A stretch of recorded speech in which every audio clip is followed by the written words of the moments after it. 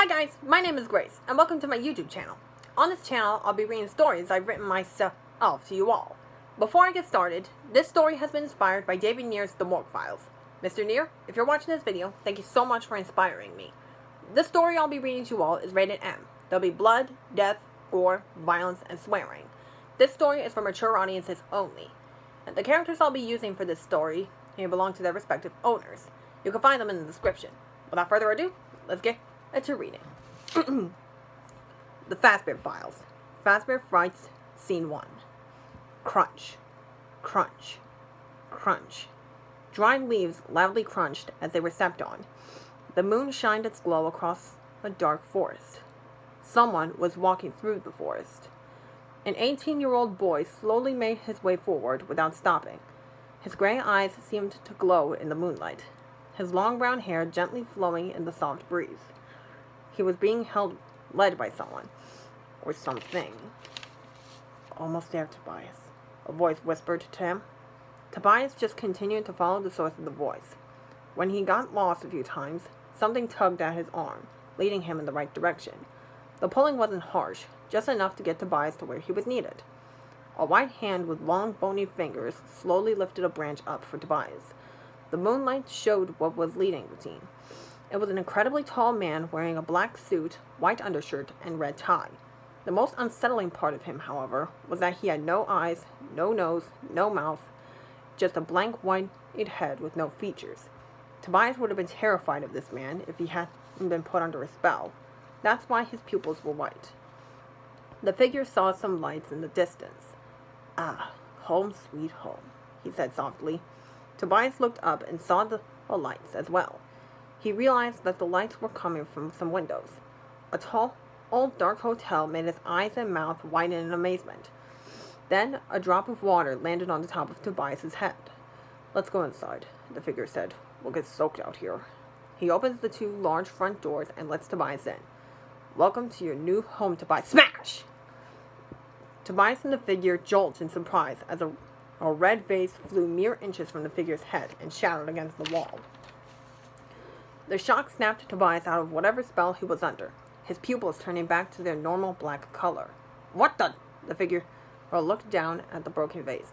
Rogers, get back here! A brisk male voice shouted. Never! A deeper male voice exclaimed.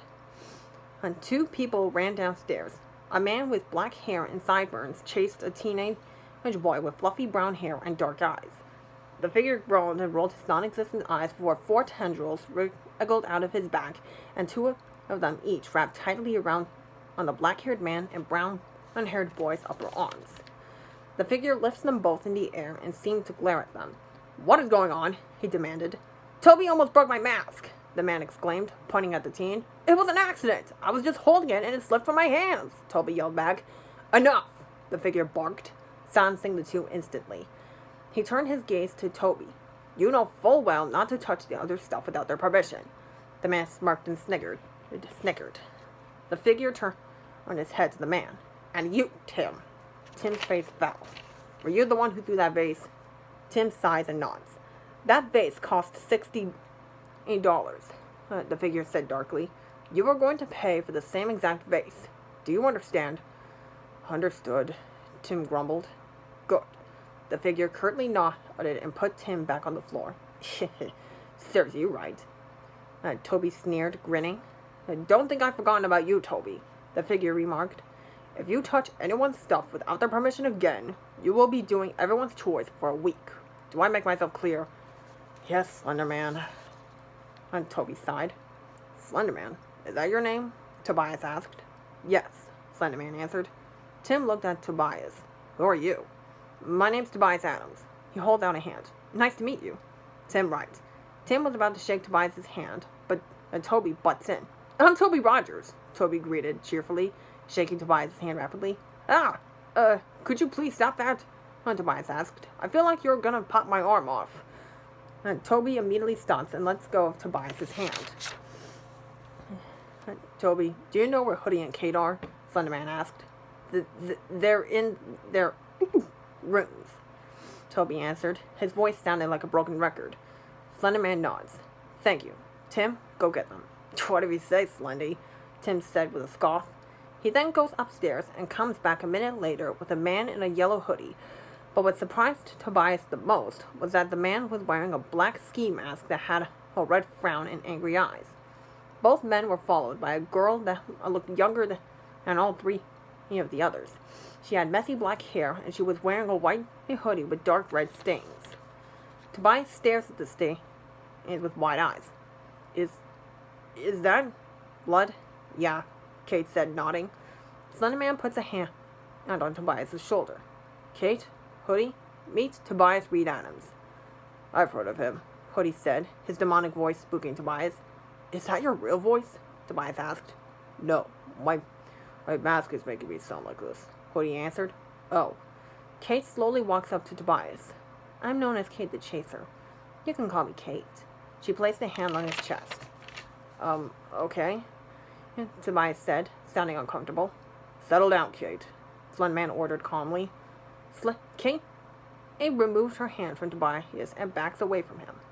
Slenderman nods in approval before addressing to the whole group. Tobias will be living with us from now on. I expect you all to treat him as an equal. Wait, what? Tobias looks up at Slenderman with a confused expression. What do you mean I'll be living here? I'm afraid you cannot return to Forest Lawn, Slenderman said solemnly. Why not? Tobias asked, his voice softening with fear. What I mean is that you are broken, just like Toby, Kate, Masky, and Hoodie, and you must be kept safe from others who wish for your death, Slenderman explained. Tobias was shocked for a moment before glaring at Slenderman. Where's Danny? Slenderman tilted his head. Pardon? Danny went missing a while ago, and no one has seen him.